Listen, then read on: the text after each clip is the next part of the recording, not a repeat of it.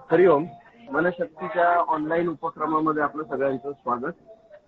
आज 25 ऑक्टोबर 2023 आपण पसायदानावर अभ्यास करतो आहोत जोशी काकांसोबत. सगळ्यांना नम्र विनंती की त्यांनी आपले ऑडिओ व्हिडिओ कृपया बंद ठेवावे. पुढील सूत्रे श्री जोशी काकांकडे. धन्यवाद. हॅलो, हरिओम. सुरू करूया.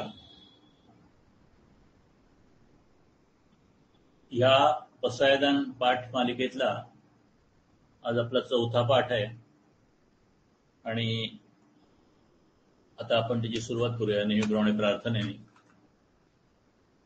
ब्रह्मानंदम परमसुखदम केवलम ज्ञानमूर्तिम द्वंद्वातीतं गगनसदृशं तत्त्वमस्यादिलक्ष्यम् एकं नित्यं विमलचलं सर्वधी साक्षिभूतं भावातीतं त्रिगुणरहितं सद्गुरुं त्वं नमामि. मूकं करोति वाचालं पंगुं लंघयते गिरिं यत्कृपातमहं वन्दे परमानंदमाधवम्. स्वामीजींचं महाशून्यबिंदूचं पुण्यस्मरण आणि राष्ट्रकल्याण प्रार्थना. हे राष्ट्र मोठं झालं पाहिजे यासाठी अखंड परिश्रमाबरोबर वातावरण शुद्धीही झाली पाहिजे. या दोन्हींची एकत्रता आम्ही करत आहोत. मानवता कल्याणमस्तु, राष्ट्र कल्याणमस्तु, व्यक्ती कल्याणमस्तु. विश्व मागणी करणारं माऊचं पसायदान, त्याचा आपण अभ्यास करतो आहोत, ते समजून घेण्याचा प्रयत्न करतो आहोत आणि ह्या सगळ्या चिंतनातून आपल्या प्रत्येकाच्या वैयक्तिक तसंच सामाजिक जीवनामध्ये काय लाभ करून घेता येईल याचा सुद्धा विचार करत आहोत. कुठलाही यज्ञ जेव्हा सिद्धीला जातो त्यावेळी वैदिक संस्कृतीप्रमाणे पसायदान म्हणजे कृपाप्रसाद मागण्यात येतो. तसा ज्ञानेश्वरांनी त्यांचा ज्ञानेश्वरी हा वाङ्मय रूपी यज्ञ सिद्धीला नेल्यानंतर पसायदान मागितलंय. पण ही पसायदान मागण्याची परंपरा संत मंडळीमध्ये पहिल्यापासून आहे. जसं ज्ञानदेवानी हे पसायदान मागितलं तसं आयुष्य व्हावे तया कुळा माझ्या सकाळ हरीच्या दासा असा कृपाप्रसाद मागितला. हेची दान देगा देवा तुझा विसर न व्हावा हे संत तुकारामांचं पसायदान आहे. आणि कल्याण करी देवराया जनहित विवरी तळमळ तळमळ होतची आहे हे जन हाती धरी हे समर्थ रामदासांनी श्रीरामाजवळ मागितलेलं पसायदान आहे. पण ह्या सर्व पसायदानाचा अभ्यास केला तर असं म्हटलं जातं की संत ज्ञानेश्वरांनी मागितलेलं पसायदान म्हणजे ह्या सर्व पसायदानातील किंवा संत वाङ्मयातील अत्यंत तेजस्वी झगझगीत असा कौस्तुभ मणी आहे. आणि त्याच्याबद्दल अधिक चिंतन आपण करतो आहोत.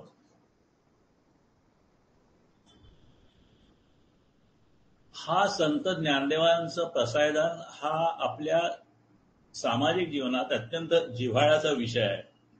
आपण बघतो अनेक कार्यक्रम झाल्यानंतर सांस्कृतिक असतील, धार्मिक असतील किंवा कधी कधी राजकीय सुद्धा असतील, त्या कार्यक्रमाच्या शेवटी पसायदान म्हटलं जातं.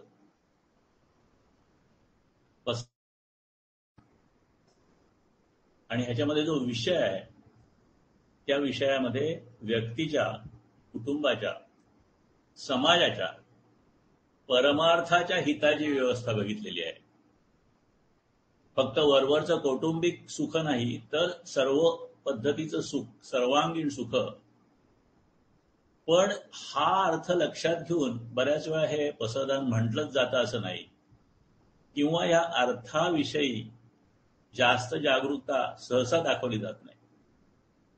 आपण बघतोय की या पसायदानामध्ये आपल्या खऱ्या हिताचं काय आहे ते अगदी कमीत कमी शब्दात पण ठासून भरलेलं आहे. फक्त आपण सगळ्यांनी त्याचं यथार्थ चिंतन करून त्या दिशेने वाटचाल करणं अत्यंत महत्वाचं आहे. आणि जर का असं केलं तर पसायदानात आपल्याला माऊली नेमकं जिथे घेऊन जाऊ पाहतात तिथे आपण जाऊ शकू आणि मग त्यांच्या इच्छेप्रमाणे आपली कुठलीही इच्छा असेल तर ती पूर्ण होऊ शकते. आता ही सगळी पूर्वतयारी आहे, अभ्यासाची पूर्वतयारी जी आहे ती आपल्याला त्या विषयाचा अभ्यास करताना त्याच्यातून काय साध्य करायचं आहे हा आधी आपला संकल्प पाहिजे आणि त्या पद्धतीने आपण त्या विषयाकडे बघू शकतो.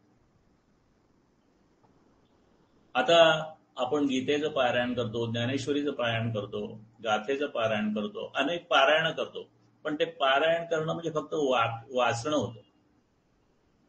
ही जी पूर्वतयारी आपण म्हणतोय त्या विषयाचा किंवा त्या ग्रंथाचा योग्य पद्धतीने अर्थाचं आकलन होऊन त्या अर्थामुळे आपल्या जीवनात लाभ होण्यासाठी जी पूर्वतयारी सांगितलेली आहे तशी ज्ञानेश्वरीमध्ये सुद्धा पूर्वतयारी सांगितलेली आहे. एक अविद्या नाशू हे स्थळ, मोक्षोपादान फळ, या दोही केवळ साधन ज्ञान. म्हणजे गीतेचा किंवा ज्ञानेश्वरीचा विषय आणि प्रयोजन काय आहे? विषय आहे अविद्येचा निराश करणं. अविद्या म्हणजे आपली जी चुकीच्या पद्धतीच्या समजुती असतात. अविद्येचा अर्थ आध्यात्मिक अर्थ वेगळा आहे, परंतु सर्वसामान्य पद्धतीने विचार केला तर आपल्यामध्ये योग्य पद्धतीने ज्ञानाचा विकास करणं हा विषय आहे. आणि प्रयोजन काय आहे गीतेचं किंवा ज्ञानेश्वरीचं की त्या योगाने आपला परमार्थ अधिक प्रगत करणं आणि मोक्षाकडे आपली वाटचाल होणं किंवा मोक्ष मिळवणं. अशा पद्धतीने पसायदानाकडे त्याची जी अपेक्षित व्यापकता आहे ती लक्षात घेऊन आपण बघितलं तर त्याचं खरं महत्व पटेल आणि ते महत्व समजून घेण्याचा आपण एक प्रामाणिक प्रयत्न करतो आहोत. त्याच्यावर चिंतन अशा पद्धतीने करण्याचा प्रयत्न करतो. आता हे पसायदान आपण हे लक्षात घेतलं पाहिजे की शिष्यानी गुरुकडे म्हणजे संत ज्ञानदेवानी संत निवृत्तीनाथांकडेच फक्त मागितलेलं नसून तुमच्या आमच्या हितासाठी अत्यंत कळवळ्याने हे त्यांनी मागणं केलेलं आहे. तुकाराम महाराज म्हणतात, संत हे ऐसी कळवळ्याची जाती, करी लाभाविण प्रीती. आपल्या हितासाठी मनातल्या कळवणाने जसं त्यांनी आपल्या गुरूंकडे मागणं मागितलेलं आहे, परमेश्वराकडे मागणं मागितलेलं आहे, तसे आपल्याकडून सुद्धा काही मागणं मागितलं आहे हे आपण लक्षात घ्यायला हवं, लक्षात ठेवलं पाहिजे. आणि हे लक्षात घेतलं तर आपली जबाबदारी आपल्याला कळेल. पसायदान लिहून आज 700 वर्षापेक्षा अधिक वर्ष झाली आणि प्रत्यक्षात खळांची व्यंकटी सांडो असं ज्ञानेश्वर म्हणत असतील तरी ती खळांची व्यंकटी म्हणजे दुष्टांची जी तिरकस चाल असते वर्तनातली ती अजून गेलेली नाही. असताना आपल्याला वैयक्तिक पातळीवर एक साधक म्हणून, एक अभ्यासक म्हणून स्वतःच्या हिताच्या दृष्टीने माझ्यापुरता विचार करून माझ्यातलं खलत्वाचा अंश हुडकून ते काढून टाकण्याचा प्रयत्न करणं हे महत्वाचं आहे. कारण परमार्थाचा जो प्रयत्न असतो तो इतरांच्यातलं खलत्व शोधत बसणं हे अपेक्षित नसतं त्याच्यामध्ये, पण स्वतःच्या बाबतीत बाकी प्रामाणिक प्रयत्न करून अशा पद्धतीने आपल्या सुधारणा घडवून आणणं हा परमार्थाचा विषय असतो. व्यंकटी, खलांची व्यंकटी म्हणजे विचारांचा तिरकसपणा. आणि असं तिरकस वागणं, बोलणं हे कशाने होतं तर आपण बघतोय स्वार्थाने होतं, मोहाने होतं, चुकीच्या आपल्या इच्छेने होतं आणि ते प्रत्येकाने टाकावं असं मागणं संत ज्ञानदेव मागतात. आश्चर्य असं आहे की संत ज्ञानदेवांनी स्वतःसाठी काहीही मागितलं नाही. यज्ञ त्यांनी केला, वाङ्मय यज्ञ, गीता यज्ञ त्यांनी पूर्ण केला, ज्ञानेश्वरी यज्ञ त्यांनी पूर्ण केला, पण स्वतःसाठी त्यांनी काही मागितलं नाही. पण जो समाज त्यांच्यासाठी काहीही करायला तयार नव्हता त्या समाजासाठी त्यांनी मागितलंय. आणि ह्यावरून आपल्याला माऊलींच्या विचारांची, मनस्थितीची उत्तुंगता सहज लक्षात येते.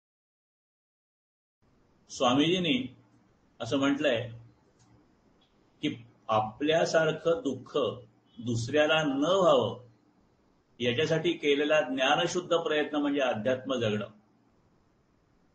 याला पारमार्थिक जीवन असं म्हणतात.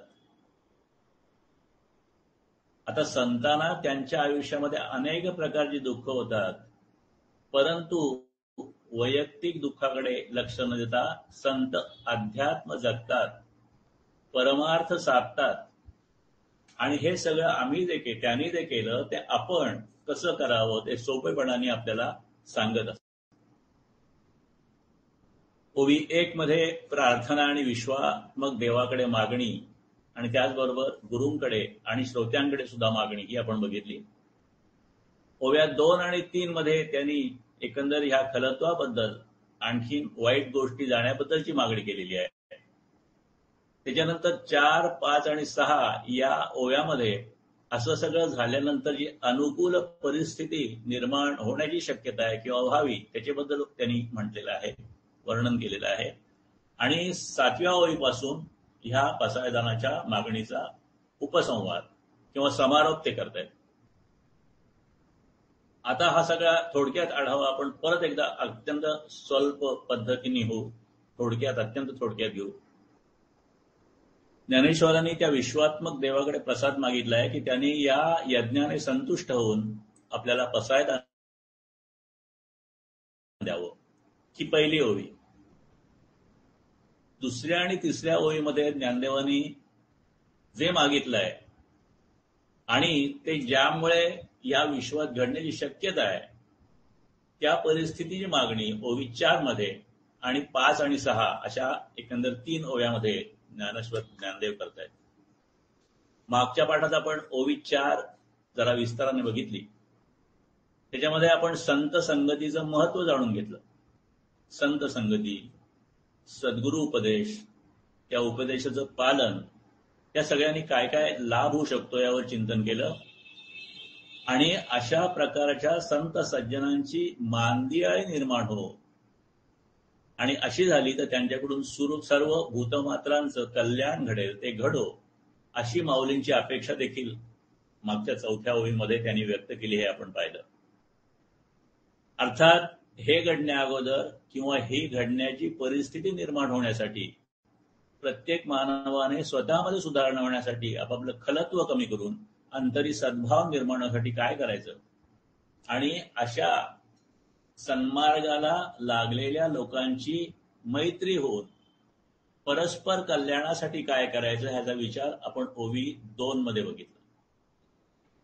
अशा प्रकारच्या वर्तन क्रांतीमधून मानवाच्या मनातील दुरिताचा, पापाचा अंधकार दूर होऊन सर्व विश्वातली मानवता स्वधर्म आणि स्वकर्तव्य पालनाच्या ज्ञान प्रकाशाने उजळून गेल्यावर विश्वातल्या सर्व भूतमात्रांचं कल्याण घडो आणि मग ज्याची ज्याची जी जी वांछा असेल ते त्याला प्राप्त हो, मिळो किंवा मिळेल असा आशीर्वाद माऊलींच्या अंतरंगातून व्यक्त झालाय. हा ओवी 3 मधला आशय सुद्धा आपण विस्ताराने पाहिला, त्याच्यावर चिंतन केलं, त्याचा अभ्यास केला. वर्षत सकल मंगळी ईश्वर निष्ठांची मांद्याळी अनवर्त भूमंडळी भेटतू भूता हे आपण मागच्या पाठात बघितलं. आज 5 आणि 6 या 2 ओव्यांचा आपण थोडक्यात विचार करणार आहोत, त्याच्यावर चिंतन करणार आहोत, त्याचा अर्थ अधिक समजून घेण्याचा प्रयत्न करणार आहोत. चला कल्पतरूंचे आरव, चला कल्पतरूंचे आरव, चेतना चिंतामणीचे गाव, बोलते जे अर्णव पियुषांचे, चंद्रमेजे अलांछन मार्तंड जे तापहीन ते सर्वाही सदा सज्जन सोयरे होतो. या 2 ओव्या आपण आता बघणार आहोत. पूर्वतयारीच्या दृष्टीने फळांची व्यंकटी सांडली, सत्कर्मातली रती वाढली, विश्वावर स्वधर्माचा उदय झाला. आणि यानंतर आता पुढल्या ओव्यामध्ये संत माऊलींनी, ज्ञानदेवाने विविध दृष्टांतांच्या आधारे दाष्टांत मांडलाय. त्या ओव्या अशा: चला कल्पतरूचे आरव, चेतना चिंतामणीचे गाव, बोलते जे अर्णव पियुषांचे. चंद्रमे जे आलांछन, मार्तंड जे तापहीन, ते सर्वाही सदा सज्जन सोयरे होतो. आता ह्या 2 ओव्यांच्या मध्ये कल्पतरू, चिंतामणी, पियुषाचा सागर, चंद्र, मार्तंड या सगळ्यांचे दृष्टांत देऊन त्या दृष्टांतामध्ये जी उणीव आहे ती दाखवून ती दाष्टांत त्यांनी दाखवून दिलेलं आहे. आणि असे जे संत आहेत ते आमचे आप्त होत, सोयरे होत. ह्या संतांच्या छायेत जर आम्ही बसलो तर आमच्या चुकीच्या कल्पनांना पूर्ण वेळ मिळेल. कुठल्याही प्रकारची चिंता जी आपल्या जीवनात असते ती संत नष्ट करतील. आणि त्यांच्या सानिध्यात आणि त्यांच्या उपदेशाप्रमाणे वागल्यानंतर आपल्या जीवनात जे अनेक प्रकारची दुःख आहेत, अनेक प्रकारचे ताप आहेत, त्रिविध ताप, अध्यात्मामध्ये त्रिविध ताप म्हटलं जातं, त्या त्रिविध तापाची निवृत्ती होते. आणि अशा पद्धतीने आपलं जीवनात क्रांती घडते. हे त्रिविध ताप म्हणजे जे दुःखाचे प्रकार आध्यात्मिक परिभाषेत सांगितलेले आहेत, तो एक आध्यात्मिक ताप आहे की देहामुळे जे रोग उत्पन्न होतात, अनेक रोग देहाचे जे उत्पन्न होतात, देहात काही बिघाड झाल्यामुळे जे उत्पन्न होतात आणि त्या रोगामुळे जे दुःख भोगावं लागतं त्याला आध्यात्मिक ताप म्हणतात.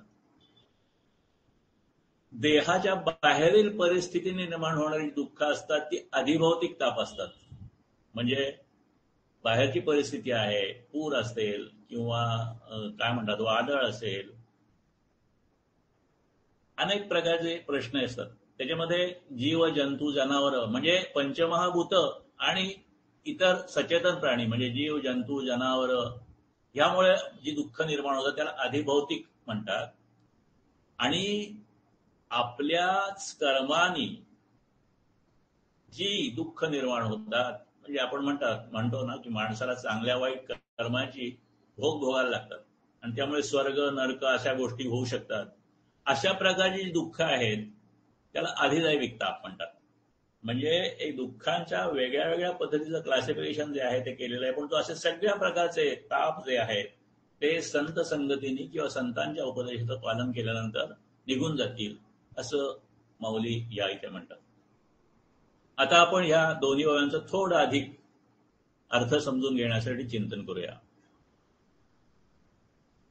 चालत्या कल्पवृक्षांचं उद्यान, चला कल्पतरूंचे आरव, सचेतन चिंतामणींचे गाव, चिंतामण्यांचं गाव म्हणजे चेतना चिंतामणीचे गाव, बोलते जे अर्णव, अर्णव पियुषांचे, जे अमृताचे बोलते सागर आहेत, जे अमृताचे बोलते सागर आहेत, जे निष्कलंक असे चंद्र आहेत, जे तापरहित असे सूर्य आहेत, अशा प्रकारचे सज्जन, या गुणांचे सज्जन आहेत ते सर्वांना प्रिय होत. मागल्या ओव्यामध्ये ईश्वरनिष्ठ सज्जनांकडून काय मिळेल किंवा काय फायदा होईल याचा माऊलींनी काही अपेक्षा व्यक्त केली. आणि अशा सज्जनांना जे भेटतील त्या लोकांकडून काय अपेक्षा आहेत त्याचं सांगतायत. सूर्य उगवला, पृथ्वीवर अंधार गेला, पण आपण जर का पांघरुण घेऊन झोपून राहिलो, तोंड फिरून पडून राहिलो, तर सूर्य उगून सुद्धा आपल्याला लाभ नाही, काही लाभ नाही. म्हणून ह्या दोन ओव्यामध्ये ज्ञानदेवांनी सज्जनांचं पण महत्व सांगितलेलं आहे आणि ते स्वतःच्या हिताच्या दृष्टीने, मानव हिताच्या दृष्टीने सगळ्यांना जवळचे वाटले पाहिजेत, सोयरे वाटले पाहिजेत, आपले वाटले पाहिजेत.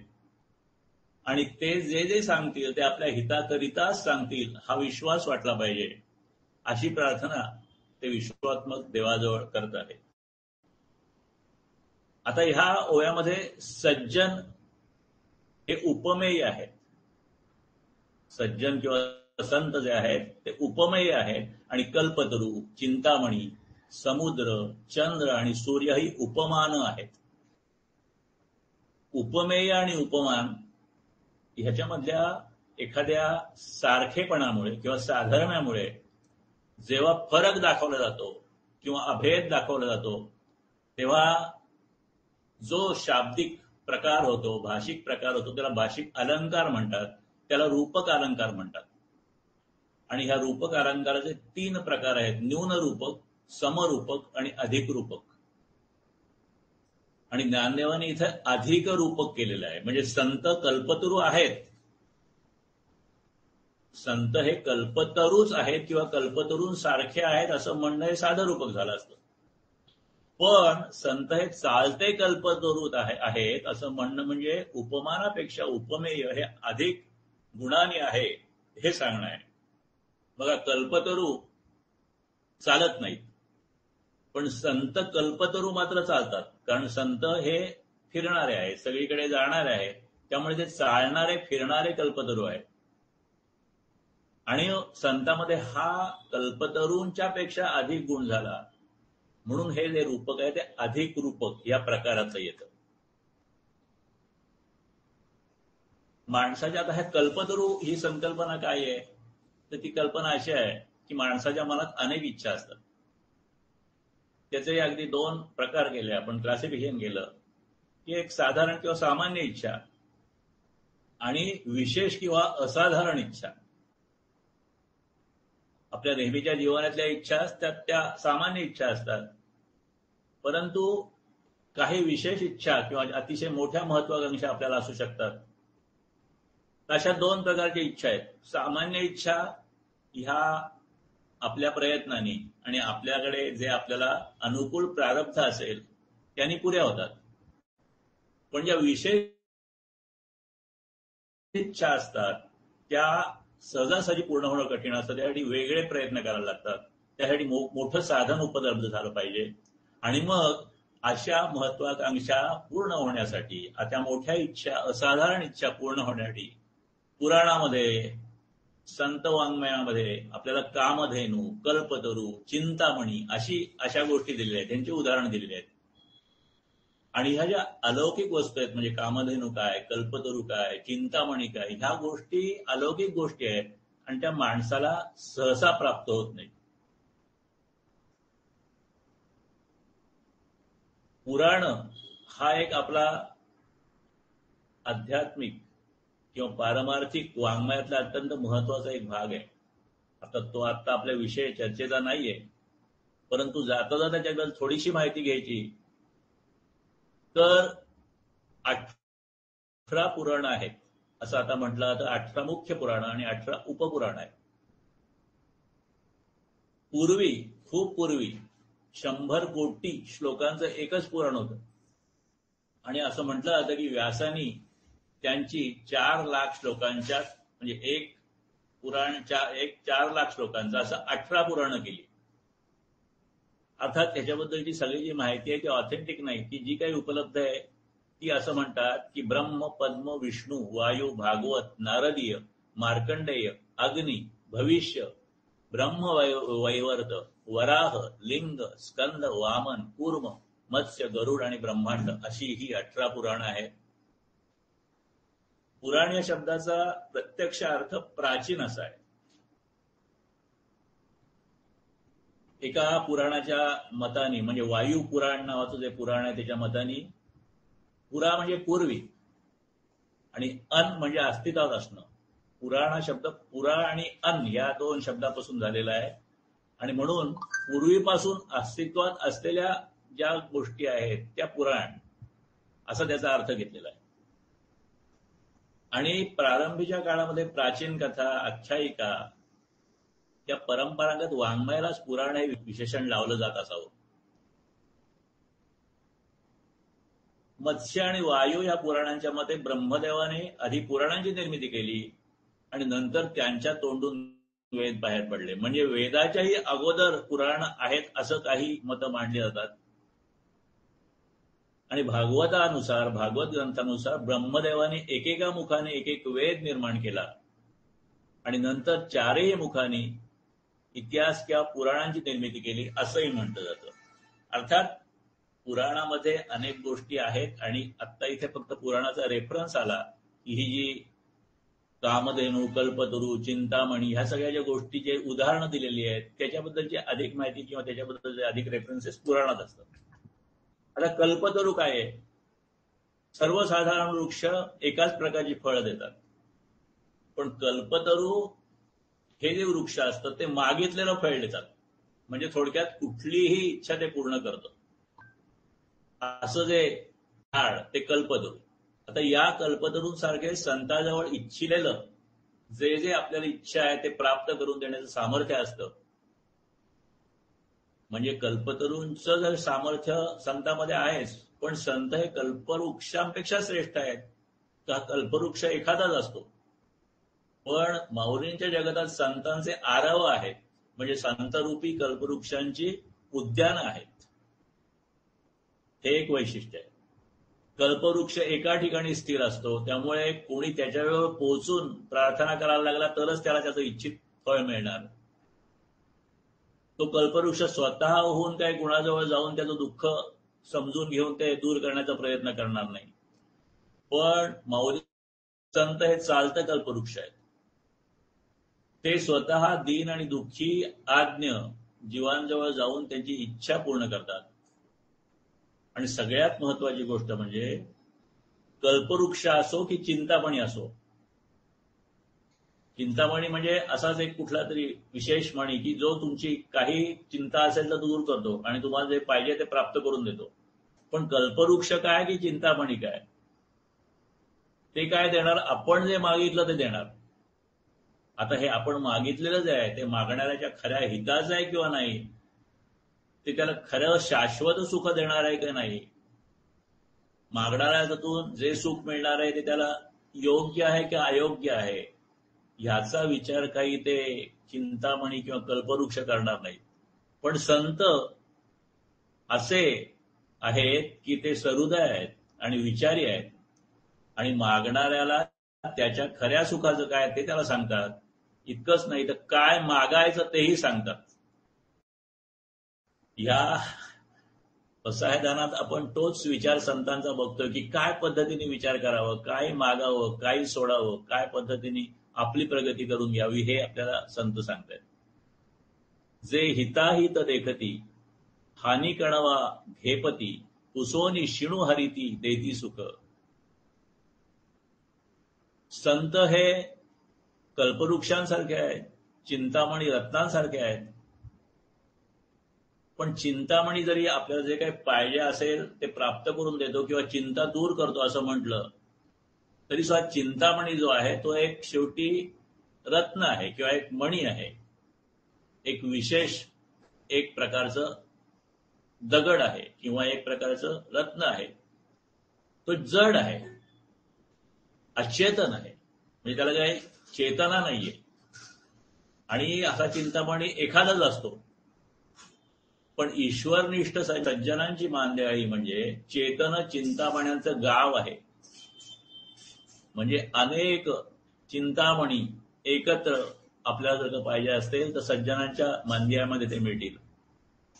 चिंतामणी रत्न जड असल्यामुळे त्याला अंतःकरण नाही, त्यामुळे चिंता करणाऱ्या माणसाच्या चिंतेचं मूळ कारण काय आहे ते हे सांगू शकणार नाही. आणि त्याप्रमाणे एखाद्याने अयोग्य इच्छा दिली तरी ते पूर्ण करतील. पण संत हे चेतन चिंतामणी असल्यामुळे ते समोरच्यांच्या चिंतेचं बीज काय आहे ते जाणून ते बीजच नष्ट करतात आणि मग अयोग्य इच्छाच निर्माण होऊन देत नाही. ह्या सगळ्या उपमेचा किंवा रूपकाचा अर्थ असा आहे की कल्पतरू आणि चिंतामणी यापेक्षा संतांच्या ठाई अनेक प्रकारचे अधिक गुण आहेत. संत ज्या साधनाने हे सर्व अलौकिक प्राप्त करून घेतात ते साधन म्हणजे त्यांची साधना आणि त्यांची अलौकिक वाणी. आणि म्हणून त्या अलौकिक वाणीमुळे माऊली या संतांच्या मांदिळ्यांचं वर्णन अमृताचे बोलते सागर असं करतायत. बोलते जे अर्णव पियुषांचे. अर्णव म्हणजे समुद्र आणि पियुष म्हणजे अमृत. आपल्याला समुद्र मंथनाची कथा माहिती आहे. अमृत निघालं आणि ते कुणी घ्यायचं, ह्याच्यात देव आणि दानवामध्ये युद्ध झालं असं म्हटलं जातं.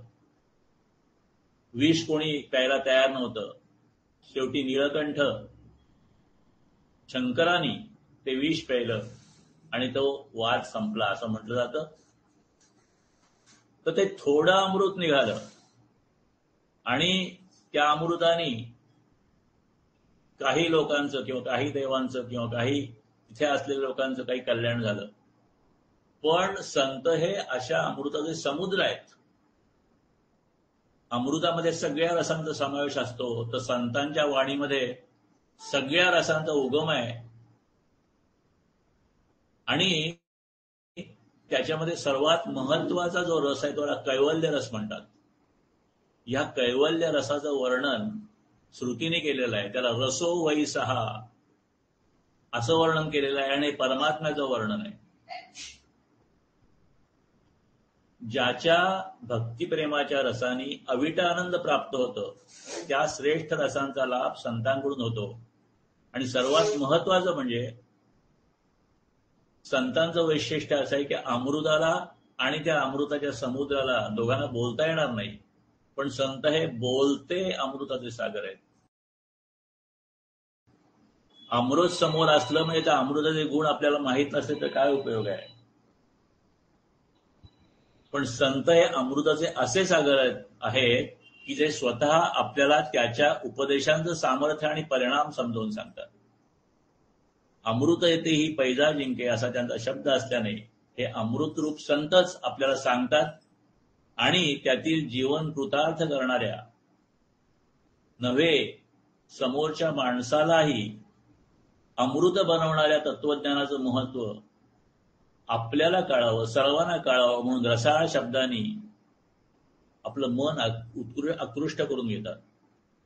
तरी अवधान एक वेळ दिजे मग सर्व सुखासी प्राप्त होईजे हे प्रतिज्ञोत्तर माझे उघड आहे का असं माऊली ज्ञानेश्वरीमध्ये 9व्या अध्यायात म्हणतात. आता पुढची ओवी ज्याच्यामध्ये परत हेच वर्णन आहे. चंद्रमय जे अलांछन मार्तंड जे तापहीन ते सर्वाही सदा सज्जन सोयरे होतू.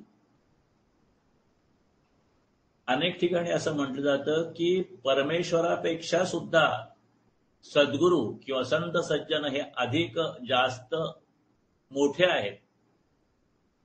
कारण त्या परमेश्वराकडे कसं जायचं ह्याच्याबद्दल त्यांनी अखंड साधना केलेली असते आणि ती साधना अत्यंत सोप्या पद्धतीने आपल्याला ते हात धरून चालून चालून सांगतात. फक्त त्यांचा संगतीत राहिलं पाहिजे आणि त्यांनी सांगितलेलं ते आपण ऐकलं पाहिजे.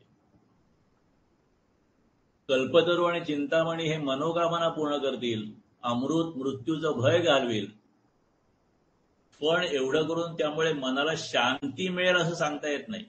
आणि मग ही शीतलता कोण देतं, तर शीतलता आणि शांती देणाऱ्या चंद्रासारखे संत आहेत असं ज्ञानदेव म्हणतात. चंद्रमेजे आलांछन,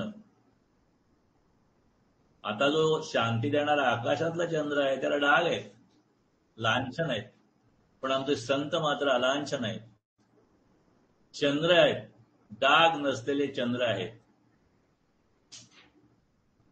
चंद्राच्या शीतल प्रकाशाची गोडी ही राजाला आणि रंकाला जशी सारखीच प्राप्त होते त्याप्रमाणे भूतमात्रांच्या बाबत संतांची समता असते. सर्वांना शीतल प्रकाशाची गोडी आणि अलांछन अशा चंद्रप्रकाशाची गोडी संतांपासून मिळते. माधुर्ये चंद्रिका सरिसी राया रंका तैसा तो सकळिका भूता समूह. चंद्र ताप दूर करतो, शांती देतो, शीतलता देतो, त्याप्रमाणे साधूची संगती ही ताप दूर करणारी आहे. एक सुभाषितकार म्हणतात, चंदनम शीतलम लोके चंदनाद्रिच चंद्रमा चंद्र चंदनयोर मध्ये शीतला साधू संगती. चंद्राच्या शीतल चांदण्यामुळे कदाचित स्थूल शरीराचा ताप शांत होईल, पण मानसिक किंवा आध्यात्मिक ताप शांत होणार नाही. पण संत संगती तिन्ही प्रकारचे ताप दूर करते. चंद्राचा उदय झाला, चंद्राकाशात आला की चंद्र विकासी कुमुद कमळ विकास पावतात. काही जी कमळं असतात ती चंद्रप्रकाशात विकसित होतात. पण सद्गुरूंच्या उपदेशामुळे अविद्येच्या अंधारात मिटलेल्या जीवरूपी कमळाच्या ज्ञानवृत्तीच्या पाकळ्या उमलतात. म्हणजे जो जीवरूपी माणूस, जीवरूपी जे अस्तित्व आहे ते अविद्येच्या अंधारात त्या कमळाच्या, त्या जीवरूपी अस्तित्वाच्या कमळाच्या अविद्येच्या अंधारात सगळ्या पाकळ्या मिटलेल्या असतात. पण संतांच्या ह्याच्यात त्या सुद्धा उमलतात. पौर्णिमेचा चंद्र हा सर्व कलांनी म्हणजे सर्वांगाने पूर्ण असतो, तसे साधूचे नित्य तृप्त असल्यामुळे परिपूर्ण असतात. परमेश्वर परमात्म्याशी एकरूप झाल्यामुळे ते सच्चित आनंद स्वरूप असतात. त्यांना कोणाच्याही कुठल्याही अपेक्षा नसतात. चंद्राच्या कला ज्या आहेत त्या अधिक होतात. म्हणजे चंद्र जो आहे तो पौर्णिमेचा मोठा असेल, परंतु नंतर हळूहळू त्याच्या कला कमी होत जातात. पण संत मात्र सदा पूर्ण असतात, त्यांच्या कला कधीच कमी होत नाहीत. तसा चंद्र हा परप्रकाशित आहे, तो सूर्याकडून आपला प्रकाश घेतो आणि दिवसभर तो सूर्यासमोर निस्तेज असतो. तसं संत परप्रकाशित नाहीत, ते स्वयंप्रकाशी आहेत, आत्मप्रकाशाने उजळून निघाले आहेत. म्हणून ह्या सगळ्या वर्णात संत हे असे निर्दोष, परिपूर्ण आणि आत्मप्रभा आहेत. म्हणून ज्ञानदेव त्यांना चंद्रमय जे अलांछन असं म्हणतात. आणि पुढे म्हणतात मार्तंड जे तापहीन. मार्तंड म्हणजे सूर्य. संत हे सूर्याप्रमाणे अज्ञानाचा अंधकार नष्ट करण्यास सामर्थ्यशाली आहेतच, पण सर्व सामर्थ्यामध्ये इतरांना तापदायक होण्याचा एक दुर्गुण निर्माण होत असतो. जसा उष्ण काळात म्हणजे दुपारचा मध्यान्हीचा सूर्य हा तापदायक असतो, तसे सामर्थ्यशाली माणसं जी असतात ती कधी कधी तापदायक होऊ शकतात. पण संतांमध्ये सामर्थ्य असतं पण तापदायक पण नसतो, आणि म्हणून ते तापहीन मार्तंड आहेत, तापहीन सूर्य आहेत. इतरांची दुःख करण्यात कनवाळू आहेत. स्वतःच्या ज्ञानाने, आचरणाने शुद्ध निर्मल असणारे आणि मनीच्या कळवळाने इतरांचं जीवन उज्ज्वलित करण्याचं सामर्थ्य असणारे, पण इतरांना कधीही तापदायक न होणारे असे हे सुजाण संत सज्जन सर्वांना सोयरे म्हणजे अत्यंत जवळचे होत किंवा वाटोत अशी प्रार्थना करतायत. माऊली म्हणतात ते सर्वाही सदा सज्जन सोयरे होत. ईश्वर निष्ठेचा अविचल पाया ज्यांच्या जीवनाला लावला आहे अशा प्रकारचा ज्ञानदेवांचा हा सज्जन आहे. इथे योजलेल्या सज्जन शब्दामध्ये सत आणि जन या शब्दातील सत्पद जे आहे ते परमात्म्याचं स्वरूप लक्षण आहे. अशा सत्स्वरूप परब्रह्माशी ज्यांचा तादात्म्य संबंध आहे तेच मुख्य अर्थाने सज्जन होत. आणि अशा प्रकारचे सज्जन सर्वांना सोयरे वाटले पाहिजेत. सोयरे याचा अर्थ प्रिय वाटले पाहिजेत, आपले वाटले पाहिजेत, जवळचे वाटले पाहिजेत. आता आपण बघतो जगामध्ये अनेक लोक असतात की काहीतरी लौकिक प्राप्तीसाठी, फलप्राप्तीसाठी संतांना शरण जातात. पण अशा प्रकारचे लाभ, लौकिक लाभ किंवा प्रापंचिक लाभ हे काही सत्संगतीचं खरं प्रयोजन नाहीये. लौकिक फळाच्या प्राप्तीसाठी जेव्हा संतांकडे जाणं होतं, संतांचा आश्रय घेतला जातो, तेव्हा तो त्या माणसाची वैयक्तिक स्वार्थी गरज म्हणून असतो, आवड म्हणून नसतो. इथे ते म्हणतायत की तिथे संत प्रिय नसतात, तर स्वतःचे विषय, स्वतःच्या मागण्या प्रिय असतात. आणि त्या मागण्या पूर्ण करण्यासाठी साधन हे केवळ संत किंवा संतांचा उपयोग साधन म्हणून केलं जातं किंवा ते साधन मानले जातात. आणि म्हणून इथे ज्ञानदेव म्हणतायत की संत हे आपले साधन न वाटता ते आपल्याला प्रिय वाटले पाहिजे, ते आपले खरे हितचिंतक आहेत असं आपल्याला कळलं पाहिजे. सोयरे म्हणजे बऱ्याच वेळा नातेवाईक समजलं जातं किंवा ज्ञातीबांधव समजलं जातं, पण इथे ज्ञानेश्वरमध्ये सोयरा पाहुणा जे शब्द आहेत ते आवडता या अर्थी वापरलेले आहेत. कारण नातेवाईक आणि ज्ञातीबांधव आपल्याला प्रिय असतीलच असं नाही, आणि म्हणून त्या अर्थी सोयरा हा शब्द वापरलेला नाही, तर जवळचे, आपुलकीचे, आपलं हित पाहणारे, अशा पद्धतीने आवडते किंवा प्रिय असे संत जर का वाटायला लागले तर विश्वाचं आणि मानवी अंतःकरणाचं जे दैन्य आहे ते सहजच फिटेल. म्हणून ज्ञानदेव प्रार्थना करतायत की संत सज्जन सर्वांना प्रिय होत. आता हा सगळा परत माणसाच्या मनाला उपदेश केलेला आहे. तू काय कर, कुठली इच्छा कर, कशासाठी संतांकडे जा, संतांकडे गेल्यानंतर तुला काय फायदा होईल, हा सगळा वर्तनाचा भाग आहे. मनशक्ती केंद्रामध्ये मनाचा अभ्यास केला जातो. कशासाठी? तर मन अधिक उन्नत होण्यासाठी. मनाला काय हवं असतं? सुख हवं असतं, समाधान हवं असतं, आनंद हवा असतो, शांती हवी असते. आणि ही जीवनात मिळते का? तर आपला अनुभव असा आहे की सगळी सुखसाधनं खूप वाढत्या प्रमाणात सध्या उपलब्ध आहेत, पण जीवन सुखी झालेलं नाही. जीवनातला ताण वाढतोय, संघर्ष अटळ होत आहेत, प्रत्येक कुटुंबाची वेगळी कथा आहे. आणि मग हे जर का टाळायचं असेल तर जे मन सुख समाधान आणि शांती आनंद याची इच्छा करते पण प्रयत्न चुकीचे होतात, ते मन अधिक जाणकार, अधिक प्रगत व्हायला हवं, उन्नत व्हायला पाहिजे. उन्नत म्हणजे मन म्हणजे मनाची शुद्धी, मनाने जी आपण कर्म करतो त्या कर्माची शुद्धी. निरपेक्ष सत्कर्माने कर्मशुद्धी होते आणि अशा प्रकारच्या सातत्यपूर्ण वागण्याने ती टिकून राहते. ज्ञान, कर्म आणि भक्ती या तिन्ही मार्गाने ते कसं साधावं हे ज्ञानेश्वरीमध्ये सविस्तर सांगून झाल्यावर ते सगळं अगदी सारांश रूपाने माऊली पसायदाना सांगतायत. स्वतःतले दोष म्हणजे खलत्व जाणून ते दूर करावे, त्यानंतर काही निस्वार्थ निरपेक्ष सेवा कार्याचं व्रत घ्यावं, ती सत्कर्मी रती त्याचं सातत्य राहण्यासाठी संत संगतीत राहणं, सज्जनांची मैत्र व्हावं. आणि असे जे सज्जन आहेत, आपल्याला हितच सांगणारे आहेत, आपल्याला योग्य पद्धतीने मार्गदर्शन करणारे आहेत, आपल्याला दिशा दाखवणार आहेत, ते आपल्याला आपले वाटावे आणि त्यांच्याकडे आपण खऱ्या आपल्या कल्याणासाठी जावं. असं सगळं झालं की जीवनातल्या दुरिताचा अंधकार जाऊन स्वधर्म वर्तनाच्या प्रकाशाने उजळलेलं जग निर्माण होईल आणि मग प्रत्येकाची वांछा, प्रत्येकाची इच्छा पूर्ण होईल.